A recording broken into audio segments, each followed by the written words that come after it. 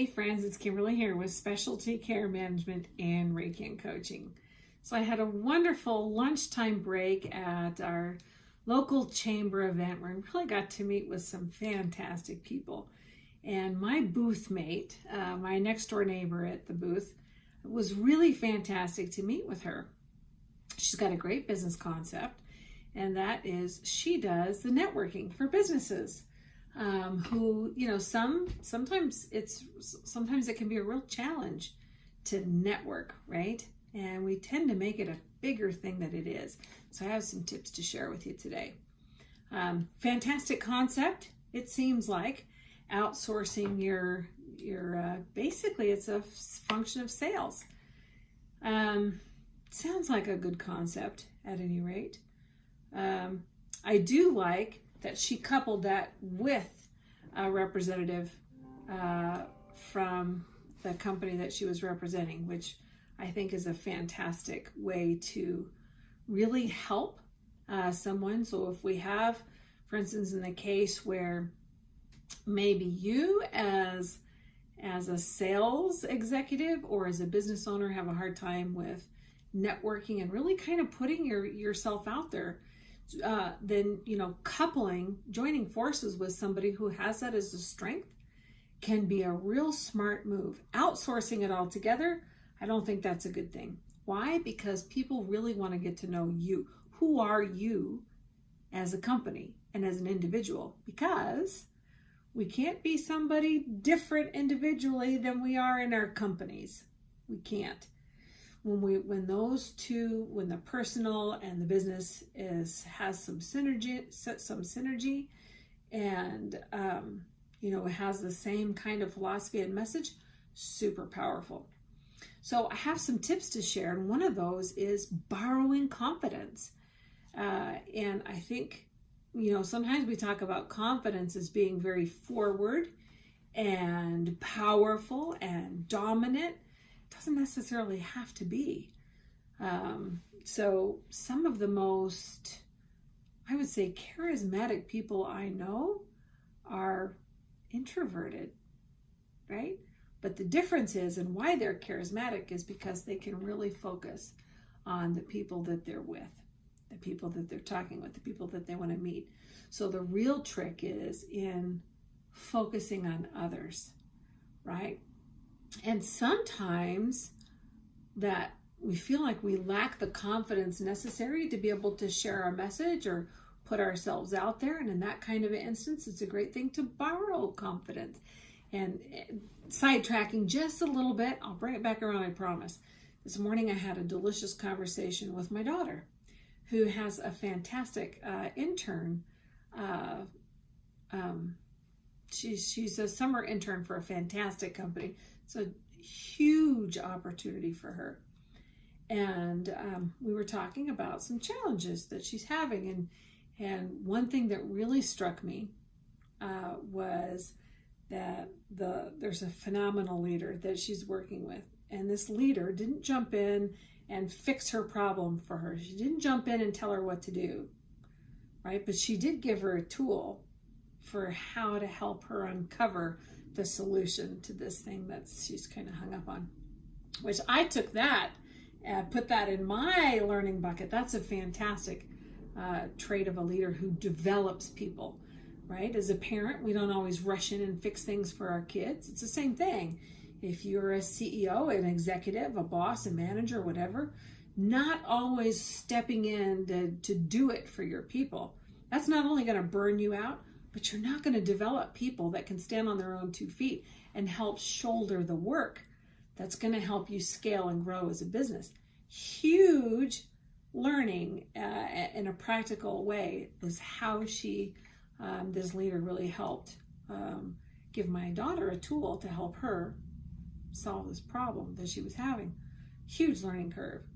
And then that brought us around to, how do you borrow confidence when you don't have it? I see this often when we have young nurses. That's my field, right? Young nurses who step up and they know a lot and they have some real skills, But heaven forbid if you say it out loud, because you haven't paid your dues, you haven't taken your stripes, you haven't paid your licks, whatever sort of thing. So who are you to come up with these good ideas kind of thing?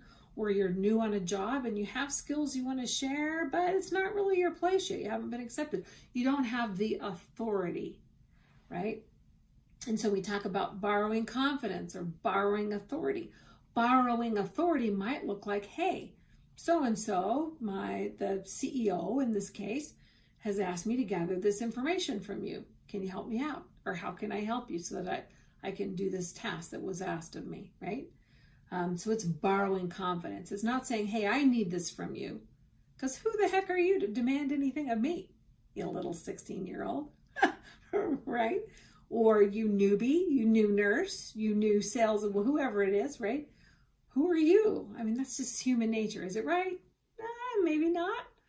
But is it wrong to borrow authority and gentle your way in there? Absolutely not. I think it's very respectful to borrow that authority while you're building credibility. That's the whole key. Borrowing confidence is the same thing. Borrowing confidence means I know that I have skills, but I'm not quite sure of myself yet. Borrowing confidence means I'm going to put it on like a coat. Maybe I have a mentor, somebody who's guiding me along my path. I can borrow their confidence in me. Maybe I don't quite have it yet, but I'm going to borrow it, right? It looks like putting on a coat, right? I take this jacket. Once upon a time, it wasn't mine. I put it on until it becomes me. That's borrowing confidence. It just doesn't imply any kind of faking or anything like that. It's not what borrowing confidence or borrowing authority or borrowing knowledge is. Borrowing knowledge, working knowledge, means that I'm doing the work required to learn a certain skill or to learn a certain trade, and I'm putting it into practice, right? As a new nurse, a good example of that is learning an IV. I remember I was so nervous to learn IVs, right? I remember I got it. I had my mom's a nurse. She brought home an IV kit, and I was going to stick her and I was going to practice on her because I was so nervous. Now that's true love for you. Let somebody poke you. There's a whole story behind that we won't get into because I digress. But that's borrowing confidence. I'm not sure of myself, so I'm going to practice that until, right, I'm putting it on until I own it. Now today, I can start an IV. You won't feel it. I can start an IV while I'm teaching complex trait care. I can start an IV while I'm selling whatever, right? I can do that almost with my eyes closed, really and truly. Wasn't that way all the time. I had to borrow that. Borrow that meaning I put it on and I practiced it over and over and over again with a mentor, right? Until now I own it. Confidence is no different. Confidence in a social setting, if that's where you're getting hung up, that looks like maybe going to a networking event, taking along a partner, just like this booth mate of mine was there with her, person there from the company, right? And letting that person borrow that confidence and that skill. And you do that over and over again, and pretty soon you will own it. And it'll feel more natural. And that's what we want, right? Otherwise, it comes out really awkward, right? When I was learning that skill, I remember the first time I got a phone number from a prospect, and this person looked at me like I had 3 heads. It was very uncomfortable, right? Now today, I can get anybody's phone number.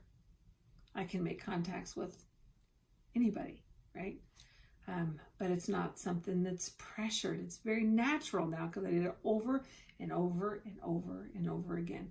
If there's something you want to learn that's uncomfortable, I promise you, if you can settle into being uncomfortable for long enough, soon it won't be. I believe in you 1,000,000%.